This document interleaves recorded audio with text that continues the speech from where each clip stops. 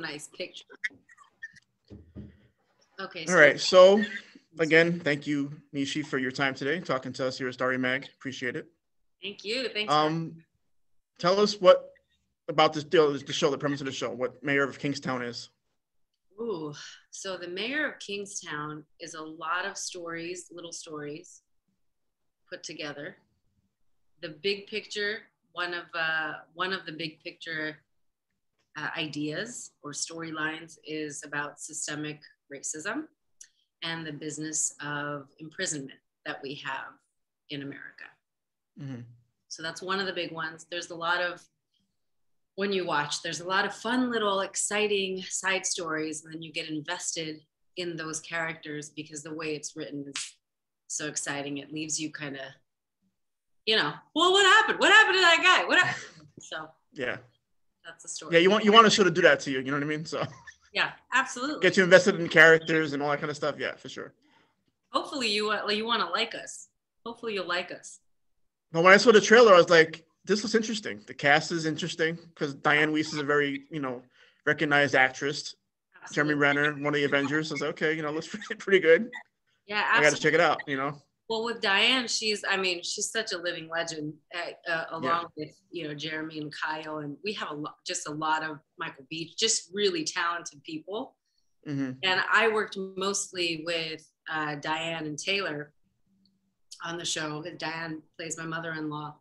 Mm-hmm. And I have to write to her because I got home and I was unpacking after my move back, and I was watching Birdcage with Robin Williams and just a lot of big ones, and she's in it, and she's so flippin' funny. She's such a dynamic person in person, and just really funny. So like when I hear her name, I think of Little Man Tate.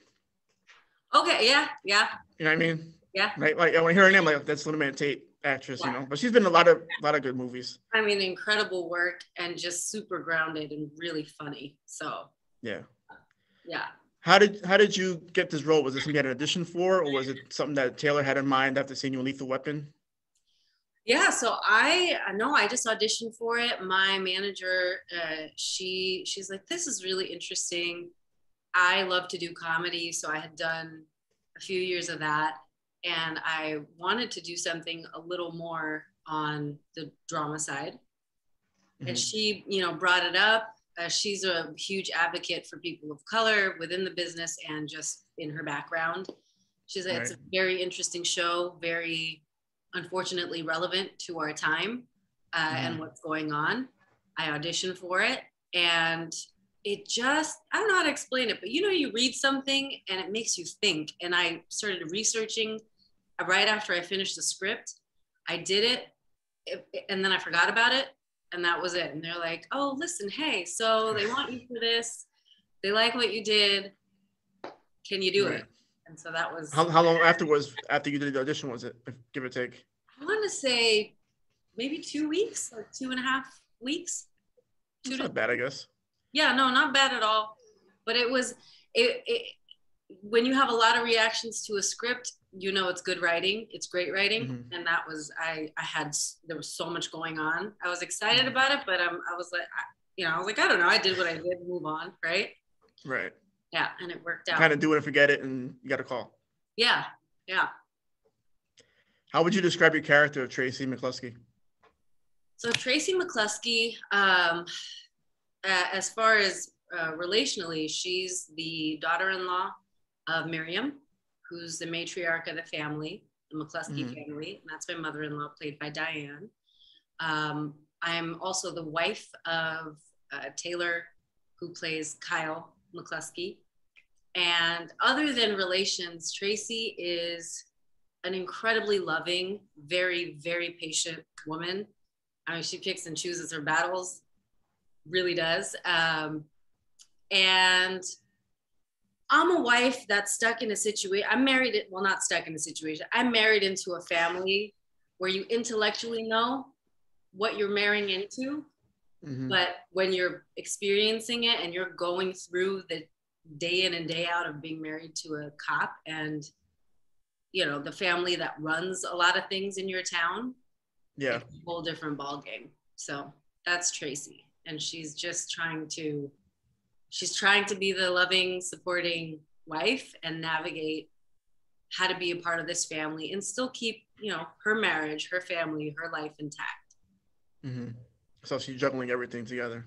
Trying to juggle everything, because the McCluskey family is not an easy family to be into. Filled with a lot of love, but it's not an easy family to be a part of. So I know, did some research on you, and I know personally you speak a lot of languages, including Spanish. So did you incorporate that into your character, Tracy? Was that allowed, or did you have any say with that? Oh, as far as what her linguistic or ethnic. Yeah, I try to incorporate that into your character. I would say a little bit. We haven't gotten to a place where you can exactly peg where Tracy's from. Okay. She is just as much of a product of this town, you know, of Kingstown. Okay. But no, not so much of as of yet. Little hints here and there, but not as much. But maybe for down the line for the seasons. Right, yeah. For others, it would be fun. We joked about it. I'm like, I'm just gonna do a scene in answer in a completely different language, and we'll see. There you go. Yeah, Tracy gets hit on the head, and she gets amnesia and speaks a different language. Say that again. That you get hit on the head and get amnesia, and you speak a different language. You know, there's just a language somewhere sitting in my brain. So. Right, there's that dark comedy coming out. Yeah. I may make that as a suggestion. There you go. Credit me on that, though, if you do. He's like, let me copyright this real quick, please. Yeah. So how is Tracy different from other characters you've played in other shows and series? Well, I've been very fortunate. I've gotten to play quite a range. The way she's different, let's say from the Lethal Weapon character where I played the district attorney. Tracy's interesting because it's not that she doesn't speak. It's not that she doesn't say what she needs to say, but a lot of times, like in life, it's what we don't say that ends up saying a lot, right? And the vibe that I get, which is very different from maybe more outspoken characters that I've played, Tracy will pick a time and a place. That's what I mean by she's careful. She's careful with her words. So in that way, I'd say she's different. But I mean, just physically too, a lot more feminine, a lot more. So she picks her battles. Definitely picks and chooses battles. Yeah. I mean, the DA, like Erica Malik, was a whole different beast, you know, from the Days Gone video game recently to Ricky Patel as a whole different character. So there's something very sweet and strong and quiet about Tracy. That's a good way to put her, I guess. If you had to put it down to, you know, a nutshell, that's how she is. Yeah. How was it working with such a great cast like Diane, like you said, and Aiden and Taylor and Jeremy and Michael? Yeah, it was amazing. I mean, I don't know many other words to describe it. Taylor, our EP creator, writer, along with Hugh Dillon, this is their baby. So there was a lot of clarity in their work. And so you went through when your director knows what they want, the crew has a really good second hand, they know how to communicate with each other. This group is just really warm. Everybody knows what they're doing. They come prepared, and they're just really warm, good people. So I had a great time. Good sense of humor. Nobody takes themselves too seriously. It was great. I mean, hey, you got to work with Hawkeye. You got to work with Littlefinger from Game of Thrones. Yeah, all very talented people, you know, and just good fun folks to be around. Well, that's what you want on a cast. You want to have a good rapport recast and, you know, have fun. And look forward to going to work every day. So. Absolutely. Yeah, we had, and I mean, chemistry wise, you're always fortunate when you get to set and you've prepared and the other person has to, and it clicks and it works, you know, and there's just, you don't have to talk about it much. You do you. So you just go. Yeah. Are there anything like any moments in the season or any episodes coming that you can tease or allow to tease without going spoiler territory? Oh, let's see. Or getting into trouble by Taylor? I don't know what I'm allowed to say outside of what we've done in the EPK. What can I tease? There's a lot of cliffhangers. What can I tease? What can I tease? Do you need to look over your NDA? I don't know. I don't know what I'm allowed to tease. Let me think about it. Can we come back to that one? Yeah, we'll circle back around. Yeah, there we go. Corporate lingo. We'll circle back around to that one. Put that one on pause. Right? Mm-hmm. So the mayor of Kingstown is very dark and gritty. How did you like decompress from a long day of shooting? Like, how did you relax after a long day of shooting, that kind of stuff? Oh, personally, I do it in between takes. I do it, and I think each actor, each creative has their own way. Long walks, yoga, meditation, watching some TV. But I can't say it enough. It makes such a difference when the people you work with know what everybody knows what they're doing, and you show up and the intensity is there when you need it to be. And then, once they all cut, you just go back to, fun, relax, hang out. Right.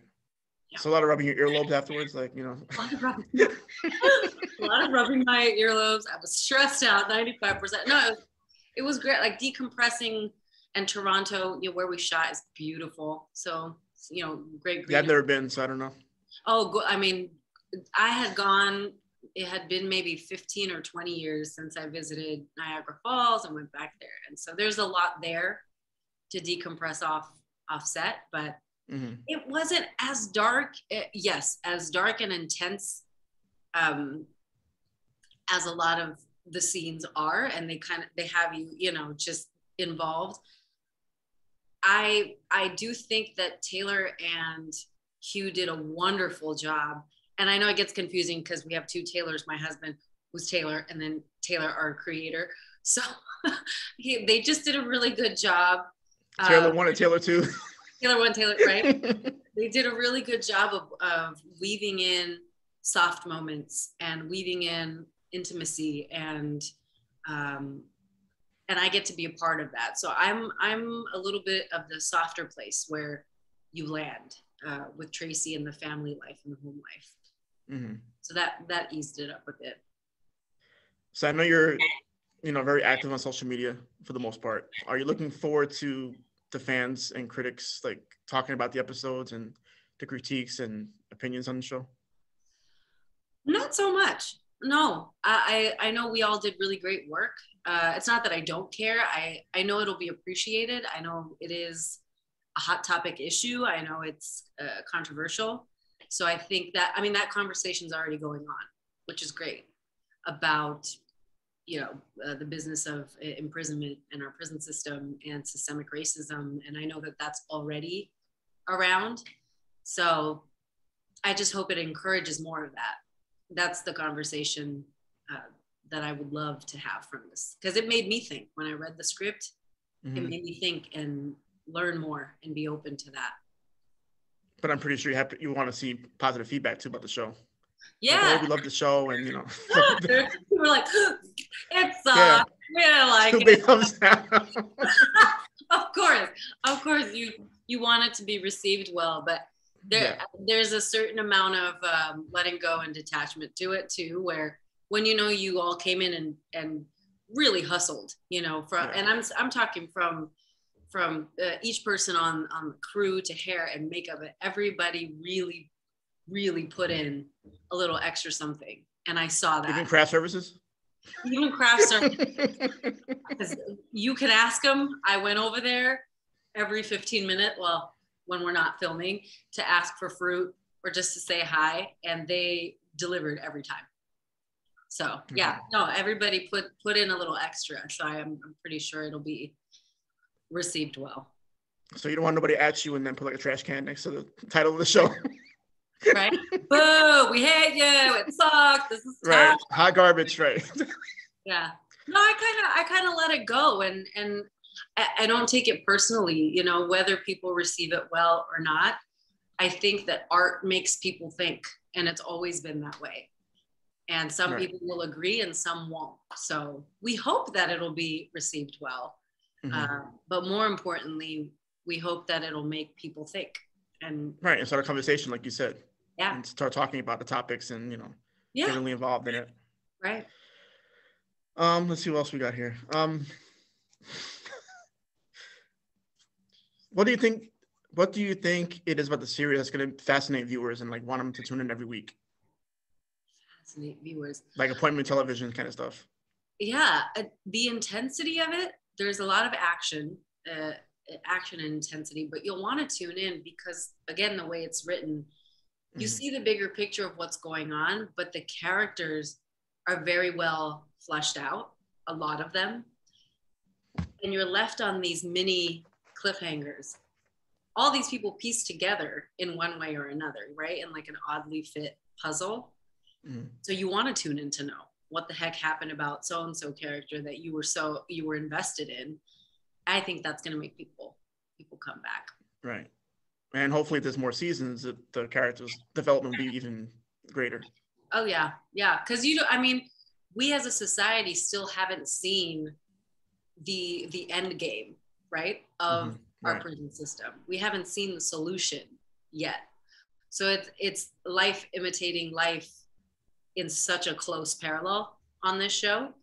A Mm-hmm. lot of the issues that Tracy goes through, lots of women that I know go through, and so it's very relatable and packed in with action, and it's real and it's really raw.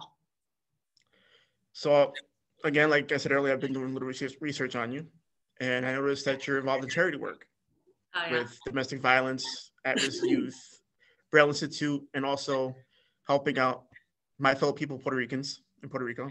So I yeah, appreciate you. Thank you for that. yeah. So can you tell us about that stuff that you're involved in? Sure. Some of what I like to do, I like working with women and children. I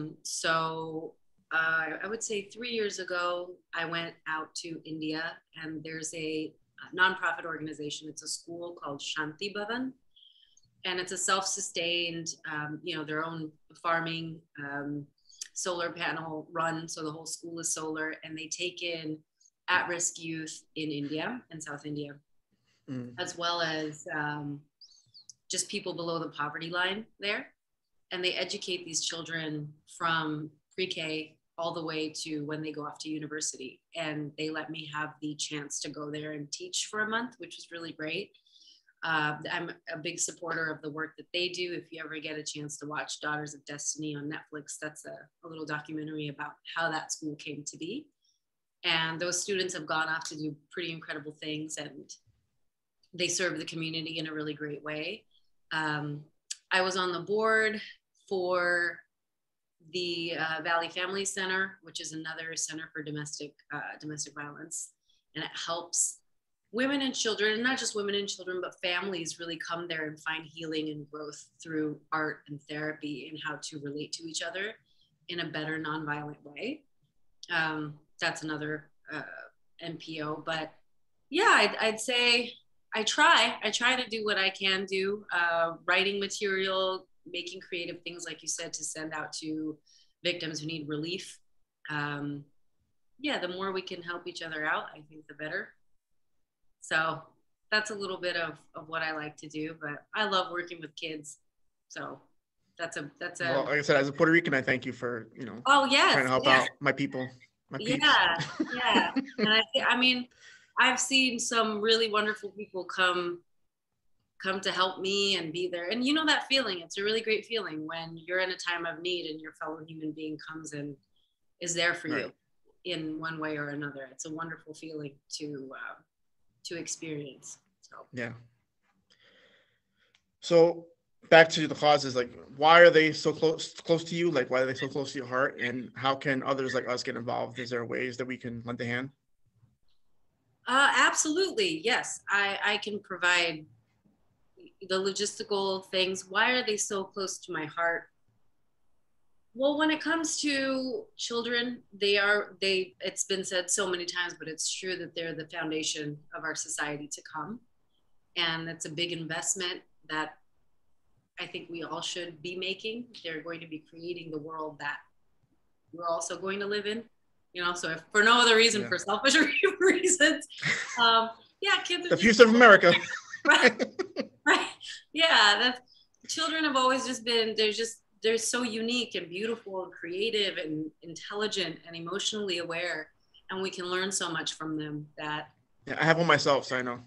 Well, yeah, and of course with all the challenges of parenthood and whatnot, but they're incredible. So I do believe providing them with as much as possible in this world, this day and age, with so many resources that we have. If we can make it possible, we got to make it possible. Okay. I know you're not a big fan of this question, but are there upcoming projects?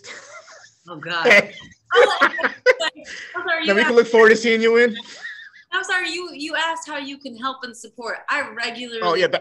Circle back to that. Okay, we can circle. Yes, I regularly support different causes. So I mean, I'll be posting something about St. Jude Children's Hospital. I have a friend from junior high who reached out, and they got a bunch of South Asian business folks together and have these beautiful Diwali boxes that they're giving out and selling. And all of the money goes to help out children who are ill at St. Jude. Well, I'll make sure I retweet that for you. I'll spread the word to my peoples. Thank you. Yes. So that I'll be supporting them for Diwali, which was yesterday, an Indian holiday festival of lights. But yeah, as they come along, if you ever want to support, I social media, I tweet about it and I post about it, so you can definitely support if you're able. Yeah, I'll definitely do my best to spread the word to my peoples, and hopefully, Thank you. Get others to spread the word as well. Please get the Puerto Ricans to help me out. I know y'all run deep, okay? I know the Boricuas, huh? Please help me out. Yeah. Well, I'll do that on Instagram as well, because I have. Sure. I'll do that on both. Yeah, just stare at the camera for 5 minutes for not saying anything. Do it telepathically. No, I love you. Thank you. That'd probably be it. Thanks for supporting and encouraging. I do get really sweet, encouraging messages, or it'll be the most touching thing that comes out of nowhere, and I'm crying my eyes out, at 7:30 at night, because it'll be just somebody drew a picture of a character that, or somebody else that was like, oh my gosh, I was going through this in my life and your character was too, and I loved it. So thank you would probably be it. And I really appreciate it. And I'm glad you can, that I get to entertain you. So I'm grateful for that. Well,